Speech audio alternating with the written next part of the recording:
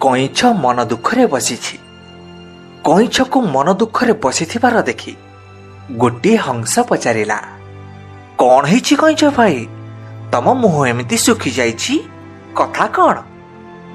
କ'ଣ ଆଉ କହିବି, ଏବେ ଜୀବନ ବିପଦରେ, କେମିତି ଦେହ ଧରି ବଞ୍ଚିବି ସେଇ କଥା ଭାବୁଛି। କ'ଣ ହେଇଛି ସିନା ଆମକୁ ଖୋଲିକି କହିଲେ ବୁଝିବୁ, ଏମିତି ବୁଲେଇ ବଙ୍କେଇ କହିଲେ ଆମେ କେମିତି ବୁଝିବୁ?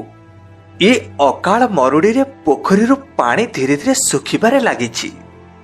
ଯଦି ବର୍ଷା ନ ହୁଏ ତେବେ ଆଉ ଦିନ କେଇଟାରେ ପୋଖରୀ ପୁରା ଶୁଖିଯିବ। ତମେ ସିନା ଉଡ଼ି ପାରୁଛ, ଆଉ କୋଉଠିକି ଚାଲିଯିବ, ହେଲେ ମୁଁ କ'ଣ କରିବି? ହଁ ସତ କଥା, ହେଲେ ଏଥିପାଇଁ ଉପାୟ କ'ଣ? ଉପାୟ ଅଛି। ସେ ଜଙ୍ଗଲ ଭିତରେ ଗୋଟେ ବଡ଼ ହ୍ରଦ ଅଛି, ଆମେ ସମସ୍ତେ ସେଇଠିକି ପଳେଇବା। ଆମେ ସିନା ଉଡ଼ି ଉଡ଼ି ଦୂରକୁ ଚାଲିଯିବା, ହେଲେ କଇଁଛ ଭାଇ କେମିତି ଯିବେ? ଏତେ ବାଟ ଚାଲି ଚାଲି ଗଲାବେଳକୁ ବହୁତ ଦିନ ଲାଗିଯିବ।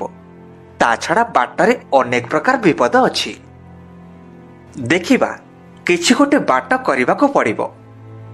ହଉ ଠିକ୍ ଅଛି, ଯାହା ଭଲ ଭାବୁଛ କର, କିନ୍ତୁ ଟିକେ ଶୀଘ୍ର କର।